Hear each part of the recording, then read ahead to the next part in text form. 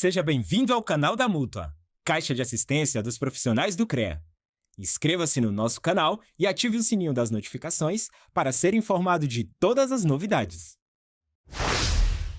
Muita gente confunde estratégia com plano, meta, projeto ou objetivo. Mas, na verdade, não é nada disso. É só uma confusão que, infelizmente, muita gente faz. Estratégia é o conjunto de ações e atitudes que uma pessoa ou que uma organização assume e pratica com o intuito de alcançar um determinado objetivo. Uma estratégia está a serviço dos objetivos, da meta ou do plano que a pessoa ou organização tem. Estratégia é a maneira como a pessoa ou a empresa se posiciona. A sua atitude, as suas ações são, no final das contas, a sua estratégia. Tem a ver com o seu conjunto de crenças e valores, com os seus princípios e com as circunstâncias. Esse é o assunto desse segundo vídeo da série Empreendedorismo e Planejamento Estratégico para Engenheiros, da Mútua Caixa de Assistência dos Profissionais do CREA. Não sai daí!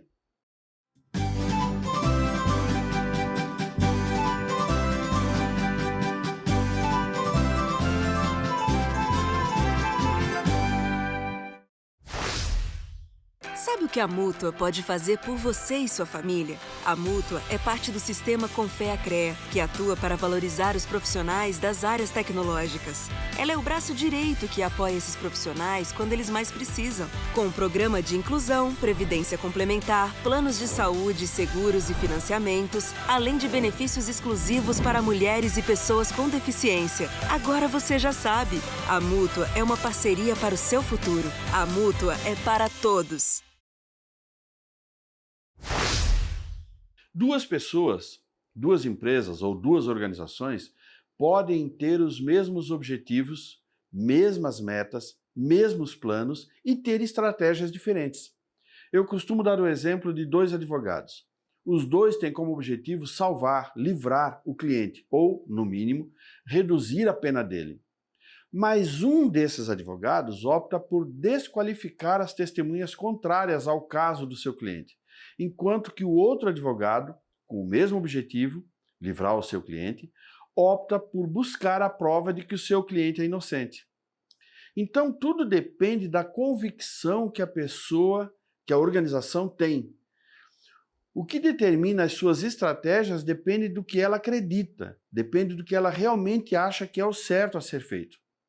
Outro exemplo, dois médicos cujo objetivo é curar o seu paciente podem ter estratégias diferentes. Enquanto um médico opta por tratar com remédios, o outro opta por fazer uma intervenção cirúrgica. São estratégias diferentes, mas com o mesmo objetivo. Então não se pode confundir a estratégia com o plano, com a meta ou com o objetivo. É sempre muito importante ter isso em mente. Estratégia, como você sabe, é um termo vindo do mundo militar. E no mundo militar, estratégia é o conjunto de subterfúgios, o conjunto das manobras que o general, o comandante, utiliza ou lança a mão para vencer as batalhas e a guerra. No mundo dos negócios, a estratégia é um conjunto de operações complexas, um conjunto de posicionamentos, um conjunto de ataques e contra-ataques que o empresário, o empreendedor, que é o general da sua própria organização, precisa lançar mão para conduzir os seus negócios de forma retilínea. A estratégia é aquilo que dá à empresa uma consistência e sustentabilidade de ações rumo ao progresso contínuo. Toda jornada tem um ponto de partida. Com o planejamento estratégico não seria diferente.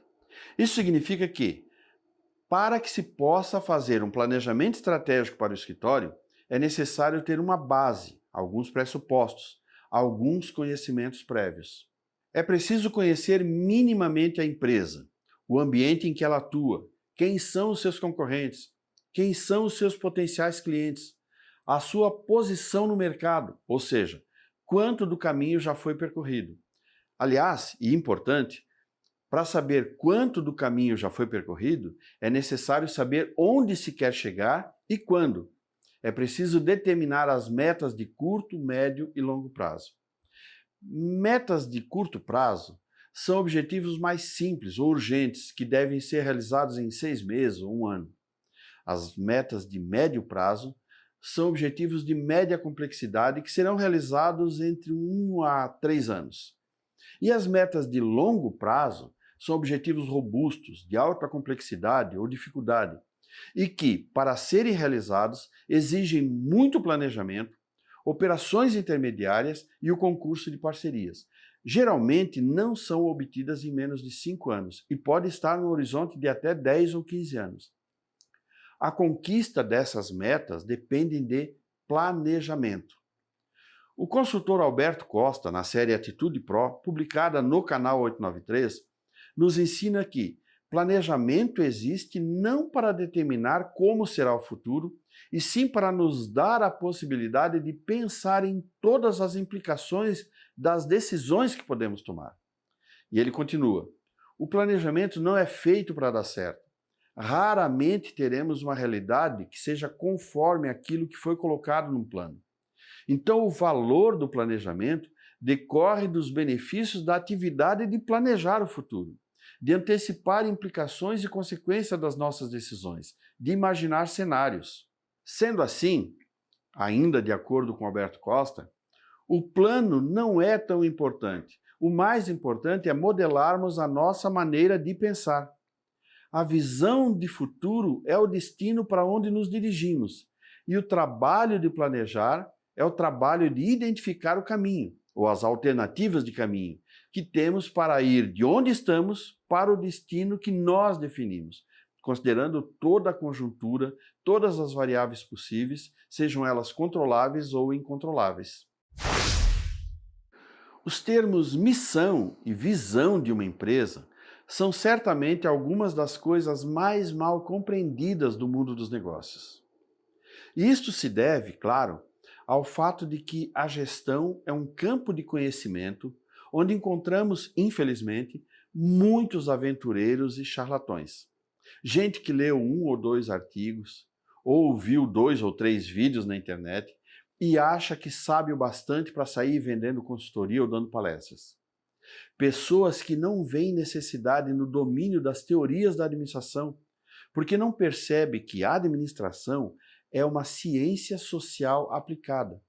Acreditam mesmo que é possível administrar negócios sem estudar, administrar na base da tentativa e erro, como se fazia há 300 anos. Vejamos, uma missão é um encargo, uma incumbência, um propósito. É uma tarefa que uma pessoa ou um grupo de pessoas recebe. É um compromisso, um dever, uma obrigação de executar alguma coisa. Para uma empresa, a missão é o seu propósito, é a razão de ser do próprio negócio. É a tarefa que o empresário determina a si próprio e aos seus colaboradores como ponto de partida para as suas atividades. E é aí que os problemas começam, porque, na maioria dos casos, em negócios de qualquer tamanho, a razão de existir de uma empresa não é 100% publicável. Não porque seja condenável em si, mas porque não seria bom para o marketing da empresa. Imagina que alguém escreva no mural da empresa o seguinte: nosso negócio é ganhar dinheiro vendendo nossos produtos pelo menor custo possível, obtendo o melhor preço que o cliente esteja disposto a pagar. É um objetivo legítimo, vamos ser sinceros, e é o objetivo de quase todos nós. Mas dizendo assim, a empresa não será simpática com o mercado e irá perder clientes, com certeza. Então é preciso que a empresa encontre um propósito, digamos, menos desgastante e o mais honesto possível. Um escritório de engenharia pode, por exemplo, dizer que a sua missão é entregar serviços de engenharia da melhor qualidade possível para qualificar o mercado e engrandecer a construção civil. É bonito. E não deixa de ser verdade. E é o caminho que o escritório escolheu para, no fim das contas, ganhar dinheiro, vendendo seus produtos pelo menor custo e obtendo o melhor preço que os clientes estejam dispostos a pagar. A missão de uma empresa tem a ver com o que ela se propõe a fazer para realizar a sua visão. E visão é, certamente, o conceito mais mal compreendido desses todos. Na maioria dos casos, quando perguntamos para um empresário qual é a visão da sua empresa, temos como resposta algo como ser reconhecido como o melhor ou maior fornecedor disso ou daquilo, nessa ou naquela região. Isso não é visão de mundo. Isso é visão do próprio umbigo. Visão de uma empresa é como ela vê o mundo como consequência dos seus atos, como ela antevê o mundo caso ela consiga cumprir a sua missão, como o mundo em volta da empresa será transformado pelo propósito da empresa, e não como a empresa estará ou como ela será percebida. Assim, um escritório de engenharia, que tem uma missão semelhante ao do escritório citado antes, poderá ter uma visão mais ou menos assim. Nossa visão é de um mercado de engenharia mais organizado, com clientes mais esclarecidos e fornecedores mais conscientes e honestos, para o bem da sociedade e da nossa própria atividade profissional. Em palavras simples, visão é a descrição de como será o mundo se a empresa atingir os seus objetivos. Mas, me lembro Alberto Costa, que é a minha principal referência nesse assunto, esta visão apresentada aí parece mais com a visão da 893 e não a de um escritório de engenharia. O ambiente de negócios, o mercado, não é a visão principal e estratégica de um escritório de engenharia, mas é a visão da 893 e do Alberto Costa, consultor empresarial. A visão de um escritório de engenharia deve seduzir os afetos dos seus clientes. Então deve incluir a ideia de construções bem feitas, prédios seguros e confortáveis, uma comunidade desenvolvida e outras coisas que os engenheiros e seus clientes pensam. E o Alberto Costa resume: a visão de futuro de uma empresa deve ser centralizada no valor que ela oferecerá aos seus clientes. Sensacional! Pontos e créditos para o Alberto Costa. E para você, ficou claro? Mas é preciso dizer que, para se chegar aos conceitos de missão e visão, é preciso que a empresa tenha muito claro quais são as suas crenças, os seus valores e, em decorrência, os seus princípios. Então vamos falar de crenças, valores e princípios. Antes mesmo de tomar as primeiras providências, providenciar os primeiros documentos para a abertura do escritório, é importante que os profissionais envolvidos e interessados façam uma profunda reflexão individual sobre crenças, valores e princípios. Você já deve ter ouvido ou mesmo dito coisas do tipo: eu voto em fulano de tal porque ele é uma pessoa de princípios. Eu seria incapaz de cometer essa ou aquela desonestidade porque eu tenho princípios. Da maneira como falamos, muitas vezes alimentamos a falsa crença de que ter princípio é uma coisa própria de pessoas honestas e bem-intencionadas. Mas não é bem assim. Ter princípios não é privilégio ou virtude apenas de pessoas boas, honestas ou bem-intencionadas. Nada impede um bandido, um traficante ou um político corrupto de ter princípios, e ele geralmente os tem. Muitas vezes de forma até muito mais clara do que a maioria das outras pessoas. Porque princípios são definições prescritivas, são ditames morais, são regras pessoais, leis de caráter individual, preceitos. Em palavras simples, princípios são regras que uma pessoa estabelece para si mesma e para os que lhe são subordinados ou liderados. São decisões que servem de base para o comportamento do indivíduo. Definem como a pessoa vai agir ou reagir diante de determinadas circunstâncias. É uma predisposição a fazer as coisas de uma determinada maneira, encarar de determinada forma, ou assumir uma determinada atitude diante de determinadas situações. Princípios sempre se manifestam em circunstâncias específicas, ou seja, um princípio se manifesta quando o indivíduo é posto à prova. E os princípios de uma pessoa geralmente são consequências do conjunto das suas crenças e dos seus valores. Todos temos nossas crenças e valores, mas nem sempre nos damos conta disso. Nem sempre nossas crenças e valores estão no nível consciente. Crença é uma convicção profunda e sem justificativas racionais. É uma disposição meramente subjetiva para considerar alguma coisa como certa ou verdadeira. Uma crença não precisa ser racionalmente comprovada. Logo, pode não corresponder à realidade e representa o elemento subjetivo do conhecimento. Nesse sentido, o termo crença pode ser entendido como sinônimo de fé. Já os valores são as medidas variáveis de importância que se atribui a alguma coisa. Nossos valores representam as qualidades de natureza física, intelectual ou moral que nos despertam admiração ou respeito. São as coisas que usamos como critério para avaliarmos nossas ações e as ações dos outros, como boas ou ruins. As pessoas arranjam seus valores em camadas de forma hierárquica. Muitas vezes fazem isso de forma inconsciente. A sua escala de valores responde a algumas importantes perguntas. O que é mais importante para mim em relação à vida? Quais são as conquistas que valem a pena? Na descrição desse vídeo, a gente vai deixar uma lista de valores dispostos em ordem alfabética para que você possa ter uma ideia sobre qual é a sua escala de valores. Faça o seguinte: escreva cada um desses valores num cartão de papel e em seguida coloque esses valores na mesa em ordem decrescente de importância, de acordo com os seus critérios. Importante: nenhum item poderá ter a mesma avaliação que outro. É preciso decidir sobre o que é mais importante para você. Como você decide entre uma coisa e outra. Ao final, faça uma lista registrando os valores na ordem que você determinou.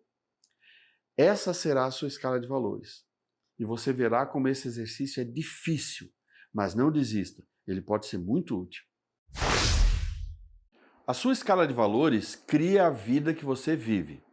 Geralmente, esse roteiro da sua vida, baseado nos seus valores, foi montado quando você era criança ou adolescente, pelos seus pais, pelos professores, pela televisão, pelas redes sociais, pela sociedade em geral. Fazer mudanças na sua escala de valores requer um esforço persistente e, frequentemente, muita coragem. E como é a aplicação prática desses ditames filosóficos? Uma carreira profissional e mesmo a constituição de uma organização profissional se sustenta em princípios que, como a gente já viu, são decorrentes das crenças e dos valores. É importante repetir isso aqui. Princípios são decorrentes das crenças e dos valores. Mesmo os profissionais que nunca se preocuparam em pensar sobre esse assunto possuem suas crenças e valores, e delas decorrem seus princípios, que estão sempre norteando seus comportamentos pessoais, profissionais e empresariais. Por isso, eu considero importantíssimo que os profissionais tragam essa questão para o nível consciente, que tentem racionalizar sobre essa questão e tenham o melhor domínio sobre essas coisas. Isso é particularmente importante quando organizações profissionais são constituídas sob a forma de sociedades, o que é muito comum na engenharia. É preciso que os sócios se perguntem no que acreditamos, o que valorizamos, o que consideramos importante. E, finalmente, possam ter claro quais são os nossos princípios, como fazemos as coisas, como agimos e reagimos em determinadas circunstâncias. A principal aplicação prática do conhecimento das crenças, valores e princípios numa sociedade entre profissionais é justamente evitar que ela seja feita entre pessoas com crenças e escalas de valores distintas, porque isso seria um importante obstáculo para o estabelecimento de princípios harmoniosos para a empresa. O planejamento estratégico de qualquer empresa depende muito do correto entendimento dos conceitos que a gente viu nesse vídeo. Crenças, valores, princípios, missão e visão. Não abra o seu escritório de engenharia sem entender perfeitamente esses conceitos. E boa sorte! Se você é um profissional de engenharia, de agronomia ou de uma das geociências do sistema Confea-CREA Mútua, essa série foi produzida para você. A Mútua está fazendo esse investimento por acreditar no potencial empreendedor dos profissionais e por querer que eles estejam instrumentalizados para transformar os seus conhecimentos técnicos em negócios lucrativos e sustentáveis. Assista todos os vídeos, deixe seus comentários ou enviem perguntas para mim. Eu terei um grande prazer em responder, se estiver ao meu alcance. Inscreva-se no canal da Mútua e compartilhe esse vídeo com algum colega que possa se interessar ou se beneficiar com esses conhecimentos. Até a semana que vem!